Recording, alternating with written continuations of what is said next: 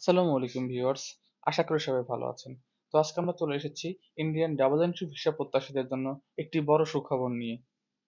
তো Indian double entry visa যারা করতে চাচ্ছেন, অর্থাৎ যারা ইন্ডিয়াতে যে কোনো এম্বাসি ফেস করতে চাচ্ছেন অথবা কোনো ভিএফএস ফেস করতে চাচ্ছেন, তাদের একটি বড় সমস্যা হচ্ছে বর্তমানে এম্বাসি বন্ধ থাকার ফলে অনেকেরই অ্যাপয়েন্টমেন্ট চলে যাচ্ছে। তারা ডাবল এন্ট্রি ভিসা করতে পারছে না, তাদের ফলে তাদের এম্বাসি ফেস করাও হচ্ছে না এবং ভিসা প্রসেসিংও করতে পারছে না। তো তাদের জন্য একটি বড় সুখবর হচ্ছে, আপনারা যদি কেউ ডাবল এন্ট্রি ভিসা করতে চান, অবশ্যই কন্টাক্টের মাধ্যমে। যদি কেউ ডাবল এন্ট্রি ভিসা করতে চান, তাহলে আমাদের সঙ্গে যোগাযোগ করতে পারেন।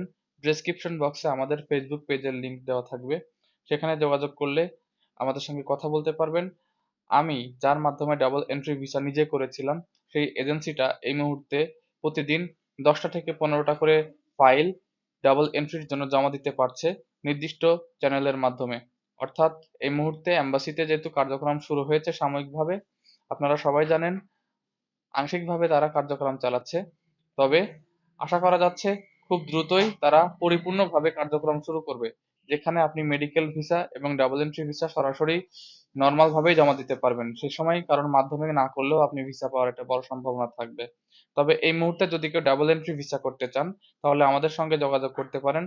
আমাদের ফেসবুক পেজে নক দিলে আমরা ইনশাল্লাহ সেই এজেন্সির কার্ড সহ ফোন নাম্বার দিয়ে দিব। আপনি তাদের সঙ্গে কথা বলে আপনার আলোচনা করে কি বিষয়ে কি রকম দরকার, কি ডকুমেন্ট, সেসব বিষয়ে কথা বলে ডাবল এন্ট্রি ভিসার জন্য নির্দিষ্টভাবে আবেদন করতে পারবেন এবং ভিসা পেয়ে যাবেন 5 থেকে 7 কর্মদিবসে।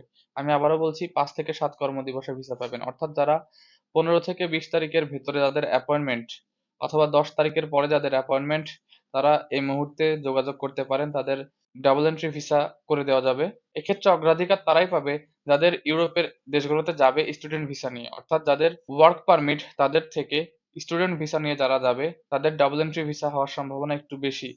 কারণ এই মুহূর্তে শুধুমাত্র জরুরি ভিত্তিতে ডাবল এন্ট্রি ভিসা দেওয়ার বিষয়টি তারা নিশ্চিত করেছে। কারণ স্টুডেন্ট ভিসায় যারা ডাবল এন্ট্রি ভিসা করে এম্বাসি ফেস করবে, তাদের সেই ইউরোপের নির্দিষ্ট দেশে নির্দিষ্ট সময়ের ভেতরেই পৌঁছাতে হবে। কারণ ইউনিভার্সিটিগুলোর নির্দিষ্ট সময় থাকে যে কত তারিখের ভেতর অথবা কোন মাসের ভেতরে তাদের সেমিস্টারে যোগ দিতে হবে।